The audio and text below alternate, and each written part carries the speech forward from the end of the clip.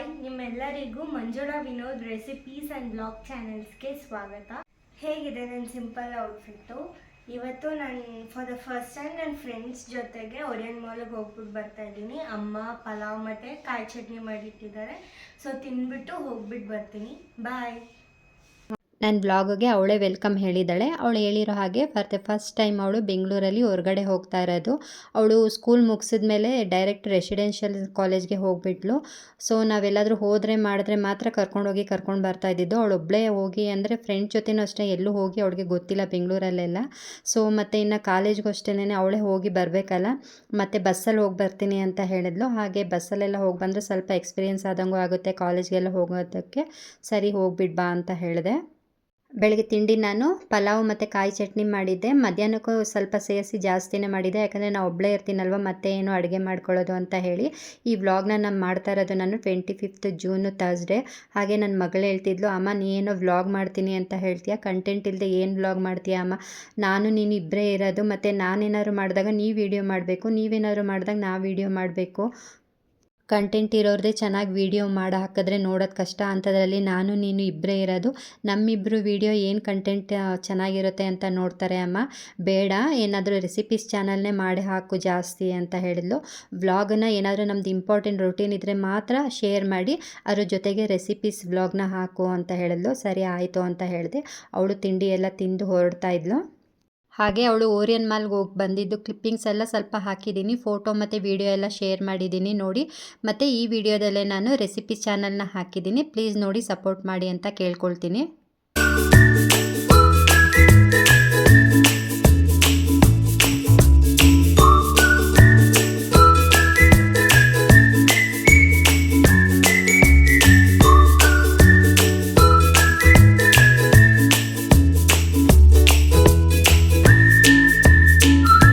ಇವತ್ತಿನ ರೆಸಿಪಿಲಿ ನಾನು ಹಸಿ ಅಲಸಂದೆ ಕಾಳು ಹಾಗೆ ಮಿಕ್ಸ್ ತರಕಾರಿ ಹಾಕಿ ಸಾಂಬಾರು ಮಾಡ್ತಾಯಿದ್ದೀನಿ, ಅಥವಾ ಇದಕ್ಕೆ ಸಾಗು ಕೂಟು ಏನು ಬೇಕಾದ್ರೂ ಹೇಳ್ಬೋದು. ಬನ್ನಿ ಸಾಂಬಾರು ಮಾಡೋ ವಿಧಾನ ನೋಡ್ಕೊಂಡು ಬರೋಣ. ಅದಕ್ಕೆ ನಾನು ಸ್ಟವ್ ಹಚ್ಚಿ ಒಂದು ಚಿಕ್ಕ ಕಡಾಯಿ ಇಟ್ಟು ಅದಕ್ಕೆ ನಾನು ಕಟ್ ಮಾಡಿ ಇಟ್ಕೊಂಡಿರೋ ಅಂಥ 1-2 ಈರುಳ್ಳಿ, 4 ಹಸಿಮೆಣ್ಸಿನ್ಕಾಯಿ, ಸ್ವಲ್ಪ ಬೆಳ್ಳುಳ್ಳಿ, ಶುಂಠಿ, ಹಾಗೆ 1-2 ಕಟ್ ಮಾಡಿ ಇಟ್ಕೊಂಡಿರೋ ಅಂಥ ಟೊಮೊಟೊ ಹಾಕಿ ಎಣ್ಣೆಯಲ್ಲಿ ಚೆನ್ನಾಗಿ ಫ್ರೈ ಮಾಡ್ಕೊಳ್ತಿದ್ದೀನಿ. ಇದೆಲ್ಲ ಎಣ್ಣೆಲಿ ಮೆತ್ತು ಫ್ರೈ ಆಗಬೇಕು, ಅಲ್ಲಿವರೆಗೂ ಒಂದು 5 ನಿಮಿಷ ಚೆನ್ನಾಗಿ ಫ್ರೈ ಮಾಡ್ಕೊಳ್ಳೋಣ. ನೋಡಿ ಇವಾಗ ಫ್ರೈ ಆಗಿದೆ, ಸ್ಟವ್ ಆಫ್ ಮಾಡಿದ್ದೀನಿ. ಇದನ್ನು ಒಂದು 5 ನಿಮಿಷ ಇಲ್ಲ 10 ನಿಮಿಷ ಆರೋದಕ್ಕೆ ಬಿಡೋಣ. ಈಗ ನಾನು ಮೊದಲು ಸಾಂಬಾರು ಮಾಡೋದಕ್ಕೆ ಸ್ಟವ್ ಹಚ್ಚಿ ಒಂದು ಪಾತ್ರೆ ಇಟ್ಕೊಂಡಿದ್ದೀನಿ. ಅದಕ್ಕೆ ಸ್ವಲ್ಪ ಕಡಲೆಕಾಯಿ ಎಣ್ಣೆ ಹಾಕ್ಕೊಳ್ತಾ ಇದ್ದೀನಿ. ಎಣ್ಣೆ ಎಲ್ಲ ಬಿಸಿ ಆದಮೇಲೆ ನಾನು ಒಗ್ಗರಣೆಗೆ ಸಾಸಿವೆ ಹಾಗೆ ಕಟ್ ಮಾಡಿ ಇಟ್ಕೊಂಡಿರೋಂಥ ಒಂದು ಅರ್ಧ ಈರುಳ್ಳಿ ಮತ್ತು ಕರ್ಬೇವಿನ ಸೊಪ್ಪು ಇಷ್ಟನ್ನು ಹಾಕಿ ಎಣ್ಣೆಯಲ್ಲಿ ಚೆನ್ನಾಗಿ ಫ್ರೈ ಮಾಡ್ಕೊಳ್ತೀನಿ. ಈರುಳ್ಳಿ ಎಲ್ಲ ಸ್ವಲ್ಪ ಕಂದು ಬಣ್ಣ ಬರಬೇಕು, ಅಲ್ಲಿವರೆಗೂ ಎಣ್ಣೆಯಲ್ಲಿ ಚೆನ್ನಾಗಿ ಫ್ರೈ ಮಾಡ್ಕೊಳ್ಳೋಣ. ಇವಾಗ ನಾನು ಇದಕ್ಕೆ ತೊಳೆದಿಟ್ಕೊಂಡಿರೋ ಅಂಥ ಹಸಿ ಅಲಸಂದೆ ಕಾಳನ್ನು ಹಾಕ್ಕೊಳ್ತಾ ಇದ್ದೀನಿ. ನೀವು ಇದ್ರ ಬದಲಿಗೆ ಬೇಕಾದರೆ ನೆನೆಸಿಟ್ಕೊಂಡಿರೋ ಅಂಥ ಕಡಲೆಕಾಳು, ಹಸಿ ಬಟಾಣಿ ಅಥವಾ ಡಬಲ್ ಬೀನ್ಸ್ ಸಹ ಸೇರಿಸ್ಕೊಂಡು ಈ ಸಾಂಬಾರನ್ನ ಮಾಡ್ಕೋಬೋದು.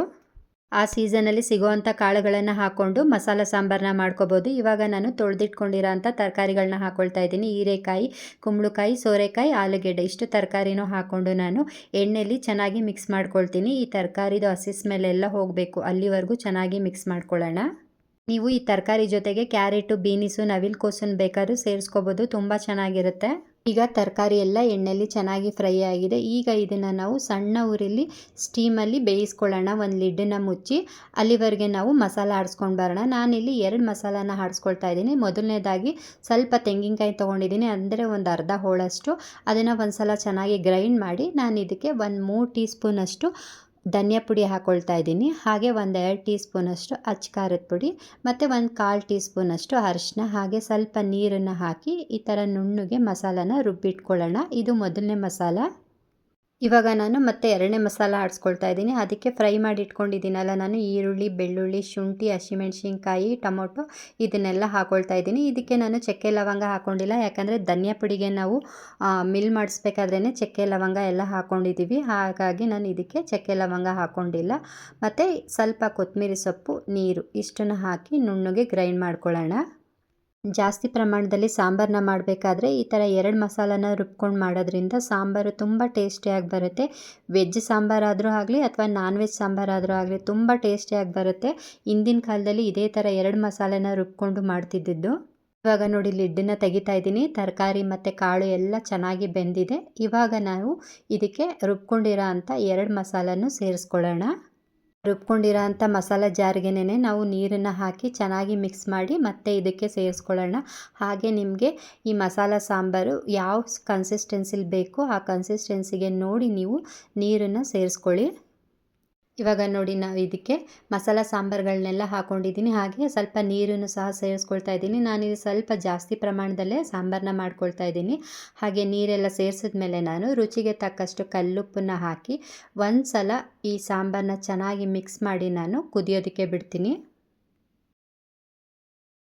ನಾವು ಎಣ್ಣೆಯಲ್ಲಿ ಫ್ರೈ ಮಾಡಿ ಮಸಾಲ ಪದಾರ್ಥಗಳನ್ನೆಲ್ಲ ಹಾಕಿರೋದ್ರಿಂದ ಇದನ್ನು ತುಂಬ ಹೊತ್ತು ಕುದಿಸ್ಬೇಕು ಅನ್ನೋದೇನಿಲ್ಲ. ಒಂದು 10 ನಿಮಿಷ ಇಲ್ಲ 1/4 ಗಂಟೆ ಟೈಮ್ ಅಷ್ಟು ಕುದಿಸ್ಕೊಂಡ್ರೆ ಸಾಂಬಾರು ರೆಡಿ ಆಗುತ್ತೆ. ನೋಡಿ ಫೈನಲಿ ಕಾಳು ಮತ್ತು ತರಕಾರಿ ಎಲ್ಲ ಚೆನ್ನಾಗಿ ಬೆಂದಿದೆ. ಇದನ್ನು ಸ್ವಲ್ಪ ತೆಳುವಾಗೆ ಮಾಡ್ಕೊಂಡಿದ್ದೀನಿ. ಯಾಕಂದರೆ ಮಧ್ಯಾಹ್ನ ಅನ್ನ ಮುದ್ದೆ ಅಥವಾ ಚಪಾತಿ ಯಾವುದಕ್ಕಾದರೂ ಆಗುತ್ತೆ ಅಂತ ಹೇಳಿ. ಹಾಗೆ ಇದನ್ನು ಸ್ವಲ್ಪ ಹೊತ್ತು ಬಿಟ್ಟರೆ ಗಟ್ಟಿನೂ ಸಹ ಆಗುತ್ತೆ. ಇದನ್ನು ನಾನು ಬೆಳಗ್ಗೆ ಮಾಡಿದೆ ಈ ರೆಸಿಪಿನ ದೋಸೆಗೆ ಕಾಂಬಿನೇಷನ್ ಆಗಿ. ಎಣ್ಣೆ ಎಲ್ಲ ಬಿಟ್ಕೊಳ್ತಾ ಬರ್ತಾ ಇದೆ ಅಂತಂದರೆ ಸಾಂಬಾರು ರೆಡಿಯಾಗಿದೆ ಅಂತ ಅರ್ಥ. ಈ ಸಾಂಬಾರನ್ನ ಸ್ವಲ್ಪ ತೆಳುಗೆ ಮಾಡಿಕೊಂಡ್ರೆ ಇದು ಮಸಾಲ ಸಾಂಬಾರಾಗುತ್ತೆ. ಸ್ವಲ್ಪ ಗಟ್ಟಿಗೆ ಮಾಡಿಕೊಂಡ್ರೆ ಸಾಗು ಅಥವಾ ಕೂಟಾಗುತ್ತೆ ಅಷ್ಟೇನೆ.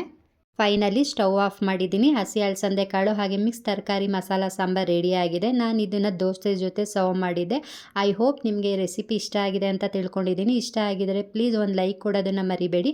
ಹಾಗೆ ಶೇರ್ ಮಾಡಿ, ಕಮೆಂಟ್ ಮಾಡಿ, ಸಬ್ಸ್ಕ್ರೈಬ್ ಮಾಡ್ಕೊಂಡು ನೋಡಿ. ಮತ್ತೆ ಸಿಗ್ತೀನಿ ನೆಕ್ಸ್ಟ್ ರೆಸಿಪೀಸ್ ಆ್ಯಂಡ್ ವ್ಲಾಗ್ ಚಾನಲಲ್ಲಿ. ಬಾಯ್.